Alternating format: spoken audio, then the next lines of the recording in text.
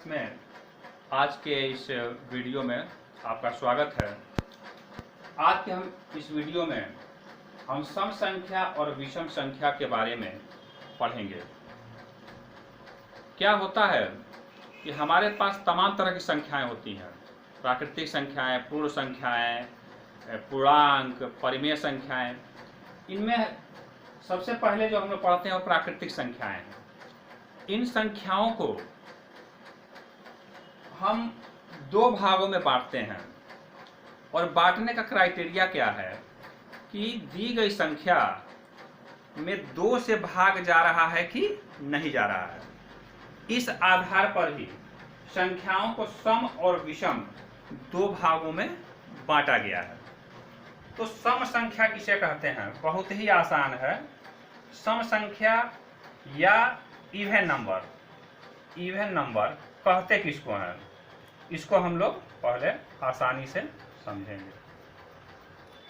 वे संख्याएं जिनमें दो से भाग चला जाए, दो से डिवाइड हो जाए, दो से भाग चला जाए, सीधा सीधा सपाट परिभाषा है, दो से भाग चला जाए यानी दो से डिवाइड हो जाए, ऐसी संख्याओं को बोलते हैं सम संख्या।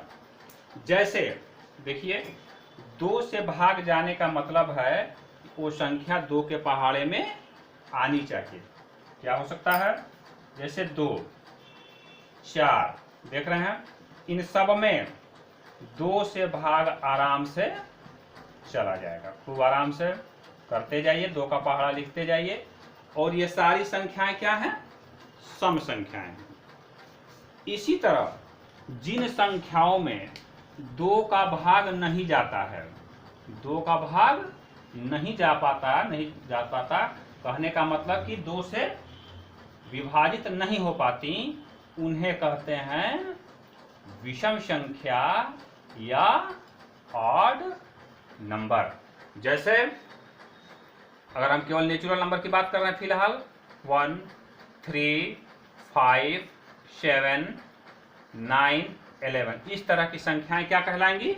विषम संख्याएं कहलाएंगी। एक बार फिर गौर से देखिए, इधर सम संख्याएं 2, 4, 6, 8, ये सब में क्या है? दो से भाग चला जाता है और इनमें क्या है? दो से भाग नहीं जाता है। तो सम संख्या और विषम संख्या को स्पष्ट करने का सिर्फ एक ही क्राइटेरिया है कि दो से भाग जाता है कि नहीं जाता है। दो से भाग जाता है तो सम संख्या और दो से भाग नहीं जाता है तो विषम संख्या। बहुत ही आसान है। तो अब देखिए, अभी हम लोगों ने समझा है कि सम संख्या किसे कहते हैं और विषम संख्या किसे कहते हैं। अब दोनों को एक साथ थोड़ा हम लोग देखेंगे। सम संख्याओं को अगर देखा जाए तो बीच में एक एक की गैपिंग है, दो के बाद तीन नहीं है। तीन कहाँ है? तीन विषम में है, देख रहे हैं ना। दो के पहले एक है, वो विषम में है। दो के बाद तीन है, वो विषम में है। 4 सम संख्या, 4 के बीच में 5 आएगा और 5 कहाँ है? 5 आपका चला गया विषम में। 6 सम है तो 7 विषम है। 8 सम है, 9 विषम है। इस तरह से क्रम चलता जा रहा है। एक सम है, एक विषम है, एक सम है, एक विषम है। तो हम आसानी से समझ सकते हैं कि सम संख्याएं क्या है और विषम संख्याएं क्या है। ये तो बड़े छोटे नंबर में समझ में आ जा रहा है, लेकिन अगर कुछ बहुत बड़ी संख्या दे दी जाए, मान लीजिए इतनी बड़ी संख्या है और पता करना है कि ये सम है या विषम है, तब हम क्या करेंगे? कौन सी टेक्निक लगाएं? एक टेक्निक तो ये है कि इस पूरे में दो का भाग दें, लेकिन उसमें टाइम वेस्ट होगा। तो अब हम लोग एक ट्रिक समझेंगे, वीडियो को पूरा देखिएगा और ट्रिक के माध्यम से ही सम संख्या और विषम संख्या तुरंत 1 सेकंड में पता कर लेंगे। और इसके बाद वीडियो के अंत में भी आपको कुछ ट्रिक बताए जाएंगे। तो इस कॉन्सेप्ट को समझने के लिए सबसे पहले हम दो का पहाड़ा लिखते हैं और समझते हैं कि दो के पहाड़े में होते क्या हैं। हम लिख रहे हैं 2, 4, 6, 8, 10, 12, दो का टेबल है, 14, 16, फिर यहाँ लिख रहे हैं 18, 20, 22, ऐसे क्रम चलता रहेगा, ये कभी खत्म नहीं होगा, आप जानते हैं। 2 के टेबल को अगर हम ध्यान से देखें तो हम पाते हैं कि इकाई के स्थान पे, यानी वो इकाई का स्थान माने जो 1 प्लस होता है वहां पे देखिए 2 है, 4 है, 6 है, 8 है और यहाँ देखिए ये 0। फिर देखिए इकाई के स्थान पे 2, 4, 6, 8, फिर 0, 2, 4, 6, 8। ये क्रम, ये जब भी देखेंगे 2 के पहाड़े में क्या आ रहे हैं, या तो 0, 2, 4, 6, 8, ये 5 नंबर ही जब देखिए तब आ रहे हैं इकाई के स्थान पर। चूंकि ये नंबर 2 के पहाड़े में है, इन सब में 2 का भाग चला जाएगा, अर्थात ये सारे नंबर क्या हैं, सम संख्याएं हैं। तो सम संख्याओं की एक पहचान ये आई कि इकाई के स्थान पे क्या आएगा, या तो 0, या 2, या 4, या 6, या 8।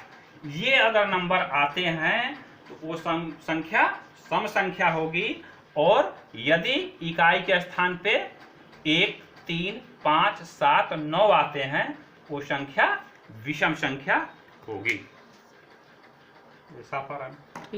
हाँ, जैसे एग्जाम्पल के तौर पे एक बड़ी सी संख्या लेते हैं, कोई भी अपने मन से लिख ले रहे हैं। मान लीजिए मेरा ऐसे मूड बना और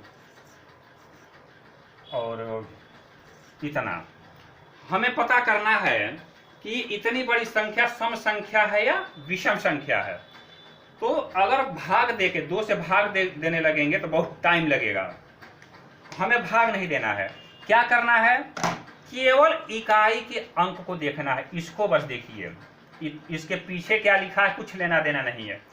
ये अगर देखिए इकाई के स्थान पे यदि 0, 2, 4, 6 या 8 हो तो वो संख्या क्या हो जाएगी, सम संख्या।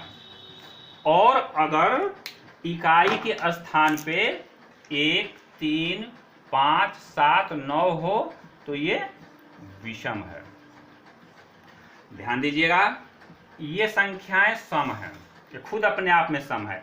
यानी इकाई के स्थान पे यदि सम संख्या है तो पूरी की पूरी संख्या ही सम संख्या हो जाएगी। यदि इकाई के स्थान पर विषम संख्या है, विषम अंक है, तो ये पूरी की पूरी संख्या क्या हो जाएगी, विषम हो जाएगी। यहाँ देखिएगा, यहाँ 0 है, इसको लेकर तनिक भी भ्रम में नहीं रहना है, 0 सम संख्या है। इस बात को इसी वीडियो में आगे स्पष्ट किया जाएगा, इसलिए वीडियो में अंत तक बने रहिएगा। तो ये जो हमारा एग्जाम्पल था, यहाँ हम देख रहे हैं कि 6 है, 6 सम है, ये अंक सम है, इसलिए पूरी की पूरी संख्या ही सम हो जाएगी। यदि शक हो, संदेह हो तो इसमें 2 का भाग देके देख लेंगे हम लोग कि पूरा पूरा भाग जा रहा है कि नहीं।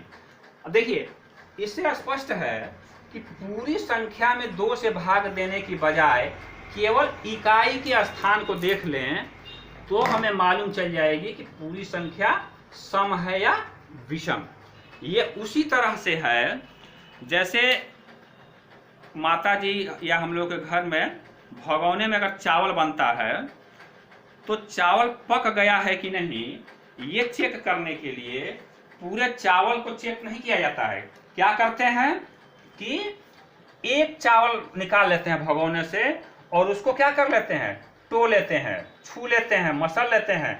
अगर वो इकलौता चावल पका है तो ये लग जाता है कि हाँ भाई पूरा चावल पक गया है। ठीक यही कॉन्सेप्ट यहाँ पे है, पूरे नंबर को चेक करने के बजाय हम केवल इकाई के स्थान को ही चेक कर लेते हैं।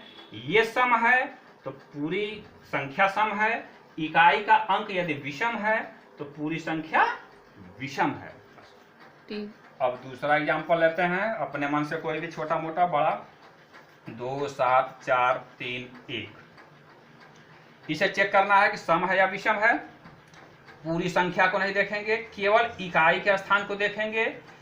इकाई का स्थान का जो अंक है विषम है तो पूरी की पूरी संख्या ही विषम है। पक्का हुआ। अब अगला जो हमारा टॉपिक है वो एक प्रश्न है कि शून्य सम है या विषम। शून्य सम या विषम, इसको हम लोग क्लियर करेंगे। शून्य, सम या विषम।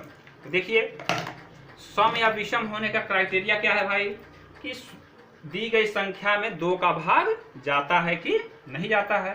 तो देखा जाए, हम लोग जानते हैं शून्य में किसी भी नॉन जीरो नंबर से भाग देने पर उत्तर शून्य आता है। तो शून्य में 2 का भाग देंगे तो उत्तर क्या आ जाएगा, शून्य आ जाएगा। यानी शून्य में 2 का भाग चला जाता है, और जब चला जाता है तो शून्य क्या हुआ, सम हुआ। अब यहाँ बहुत लोग कहेंगे कि भाई शून्य में तो 3 का भी भाग चला जाएगा तब भी उत्तर शून्य है, शून्य में तो 4 का भी भाग चला जाएगा, शून्य में तो 5 का भी भाग चला जाएगा, और सबका उत्तर क्या है, शून्य ही होगा। तो ये अच्छी बात है, शून्य में 3 का भाग चला जा रहा है तो ये बहुत बड़ी बात है, बहुत अच्छी बात है। 4 का भाग चला जाए, 5 का भाग चला जाए, तो ये इससे कुछ लेना देना नहीं है। हमें कुछ से लेना देना है कि शून्य में 2 का भाग जाता है कि नहीं। सम या विषम को चेक करने का ये तरीका है कि 2 से भाग जाता है कि नहीं, 3 से जाए, 4 से जाए, 5 से जाए, 50 से जाए, लाख से जाए, ये और अच्छी बात है, ये एक्स्ट्रा क्वालिटी है।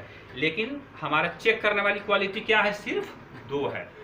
तो शून्य में 2 का भाग जा रहा है, यानी शून्य क्या है, सम है। शून्य क्या हो गया, सम हो गया। अच्छा, ये तो डेफिनेशन के आधार पर हुआ। अब कुछ लक्षणों के आधार पर भी हम लोग जानेंगे कि शून्य सम है या विषम है। लक्षण क्या है भाई सम संख्याओं के, देखेंगे कि सम संख्याओं के लक्षणों के आधार पर शून्य जो है फिट बैठ रहा है कि नहीं। बहुत हम लोग लक्षणों के आधार पर चेक करेंगे कि शून्य सम या विषम किस क्राइटेरिया पे खरा उतर रहा है।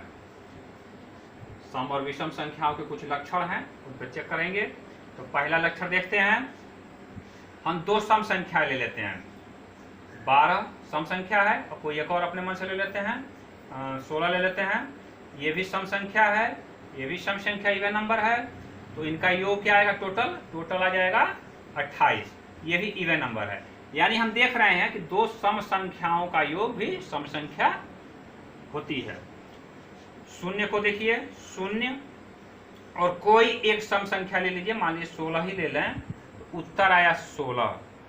सम संख्या, और इसको यदि हम सम माने तो 2 सम संख्याओं का योग सम आ गया।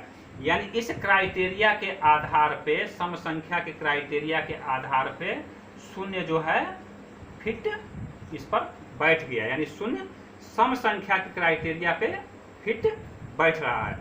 दूसरा देखा जाए, एक सम संख्या, दूसरी विषम संख्या। 12 ही लेते हैं और ले लेते हैं 17, इवन नंबर, ऑड नंबर, और उत्तर आ जाएगा 29, यानी ऑड नंबर। तो यानी कि एक सम संख्या और एक विषम संख्या का योग होता है विषम संख्या। शून्य को अगर विषम माने तो यहाँ उत्तर आना चाहिए कायदे से विषम, लेकिन उत्तर आएगा सम। यानी शून्य जो है, अगर हम शून्य को विषम मानते हैं, उस क्राइटेरिया पे हो गया फेल इसलिए हो गया कि यहाँ आ गया है सम संख्या, और विषम मानने पे आना चाहिए था कोई विषम संख्या। देखिए, सम प्लस विषम, विषम, सम, अब विषम माने तो यहाँ विषम आना चाहिए था, जो नहीं आया। तीसरा क्या हो सकता है भाई, तीसरा है कि 2 विषम संख्याओं का योग, 2 विषम संख्याओं का योग सम। देखिए, ऑड नंबर लेकिन इवन आ जाएगा। अब देखिए फिर वही दिक्कत क्या है, यदि इसे विषम मानते हैं शून्य को, और इसे अगर ऑड मानते हैं, ये ऑड हाई है, तो उत्तर आना चाहिए इवन, लेकिन उत्तर आएगा ऑड। यानी फिर एक बार फिर ये जो है विषम संख्या की क्राइटेरिया पे क्या हो गया, फेल हो गया। कहाँ पे फिट बैठ रहा है, सम संख्या के क्राइटेरिया पर ही फिट बैठ रहा है। तो इस तरह से हम देख रहे हैं कि शून्य जो है एक सम संख्या है। और फिर फाइनल एक बार देखते हैं, नंबरों को अगर क्रम से लिखें 1 2 3 4 5 6 7 8 9 और इसमें इधर 0 जोड़ दें तो देखिए एक एक छोड़ के ये क्या है, एक एक छोड़ के ये सम आ रहे हैं 2 4 6 8 और एक एक इनको देखिए 1 3 5 7 9 ये विषम। इस क्रम को अगर पीछे बढ़ाएं तो यहाँ -1 आएगा और एक क्रम छोड़ के 0। देखिए 0 किस वाले ग्रुप में आ रहा है, सम वाले में। तो आज हम लोगों ने बड़े ही अच्छे तरीके से सम संख्या और विषम संख्या के बारे में पढ़ा और ये भी जाना कि शून्य एक सम संख्या है।